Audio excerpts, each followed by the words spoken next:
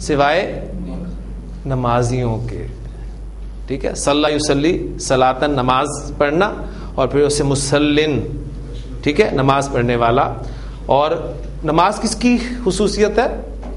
مومن کی. نماز مومن کی معراج ہے. ٹھیک ہے, اس لیے یہاں پر پھر مفسرین کہتے ہیں کہ الا المصلین سے مراد ہے سوائے مومنوں کے. اور پھر آگے بڑی خوبصورت آیات ہیں جہاں پر ان مومنوں کی صفات اللہ تعالیٰ نے بیان کی ہیں. کبھی اس مقام کو بھی جا کے پڑھیے گا, آپ کو مزہ آئے گا انشاءاللہ تعالیٰ. تو مسا یا مسو, چھونا, پہنچنا. جملہ میں کوئی اور آپ کروانا چاہ رہا تھا, تو اس حوالے سے یہ جملہ اللہ تعالیٰ نے ذہن میں ڈال دیا. ہاں, بات ہوئی تھی کہ اس نے اس کو چھوا, مسا ہو, اس نے مجھے چھوا. اس نے چھوا, مسا, ہمیں سین کو کھول نہیں رہا اس لیے کہ میں نے ضمیر لکھنی ہے. اس نے چھوا, اس نے چھوا مجھے. مجھے کے لیے کیا ضمیر ہوگی؟ یا متکلم. فعل کے ساتھ آپ کو پتا ہے کہ یا متکلم ویسے نہیں لگے گی, ہمیشہ نون کے ساتھ مل کر آتی ہے. مسنی, ٹھیک ہے, اور یہ بھی لفظ استعمال ہوئے قرآن میں. اچھا, اس نے ہمیں چھوا, اس کی عربی کیا ہوگی؟ مسانا, اس نے ہمیں چھوا. اس نے ہمیں نہیں چھوا. اب دیکھیں, ماضی کی نفی ہوگی تو ما لگے گا, مضارع کی نفی ہوگی تو لا لگے گا. یہ چھوٹی چھوٹی باتیں ذہن میں رکھنی ہے. ما مسانا, اس نے ہمیں نہیں چھوا. اب اس کو میں ظاہر کر رہا ہوں.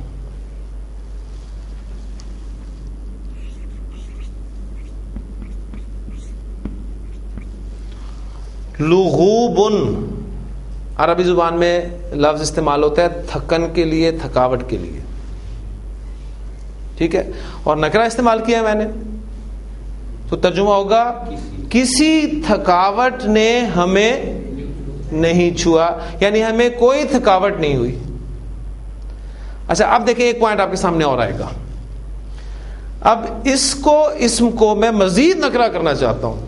یہ تو ہے نا کوئی تھکاوٹ, میں کہنا چاہتا ہوں کسی قسم کی بھی تھکاوٹ, یعنی تھکاوٹ میں سے کوئی بھی شکل جو ہو سکتی ہے نا, اس کی بات میں کرنا چاہتا ہوں. تو اس لفظ سے پہلے میں من کا استعمال کروں گا.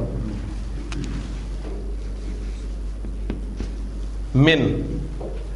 اب من کن حروف میں سے؟ حروف جارہ میں سے. حروف جارہ کا کام کیا ہے؟ اسم کو حالت جر میں لے جاتے ہیں. جب لغوبن سے پہلے من لگے گا تو کس حالت میں چلا جائے گا؟ حالت جر میں. من لغوبن, ما مسنا من لغوبن, ہمیں کسی قسم کی تھکاوٹ لاحق نہیں ہوئی.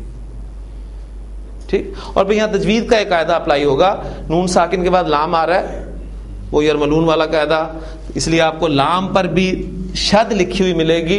پھر آپ تجوید کے اعتبار سے پڑھیں گے ما مسنا من لغوبن, وہ تجوید اپنا ایک ٹاپک ہے علیحدہ سے.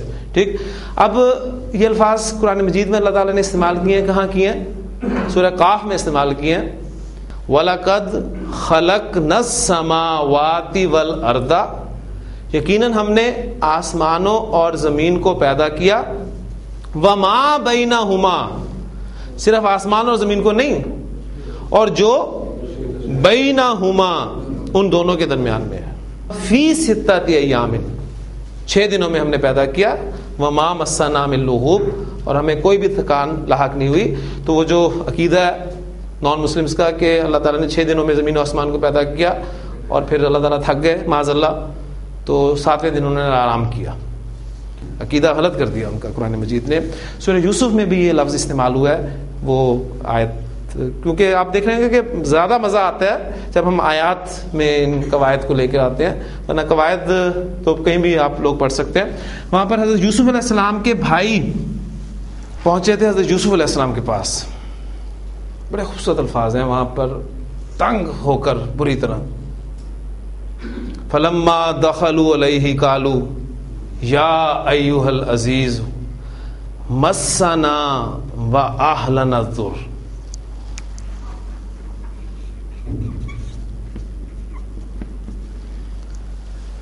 مسنا یہ الفاظ وہی ہیں، اس نے ہمیں چھوا، مسنا و اہلنا. اب دیکھیں یہاں ایک چیز اور آپ کے سامنے آئے گی، نا مفعول اور یہ اہلنا کی رابی حالت کیا ہے؟ حالت نصب ہے نا، تو اس کا مطلب یہ بھی مفعول ہے. ہمیں اور ہمارے گھر والوں کو اس نے چھوا. کس نے؟ اس کا آ گیا الضر،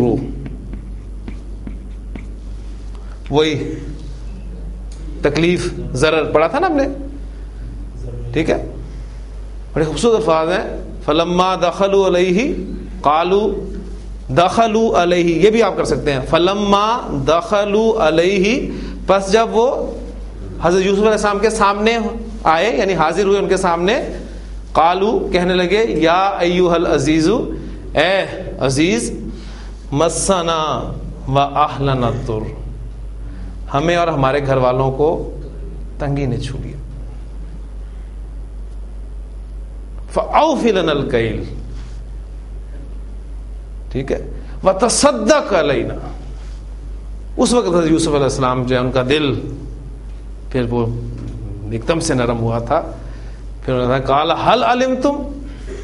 حل علمتم، کیا تم جانتے ہو، ما فعلتم بیوسف واخیہ، ما فعلتم جو تم نے کیا یوسف کے ساتھ، بیوسف واخیہ، اذ انتم جاہلون جب تم جاہل تھے.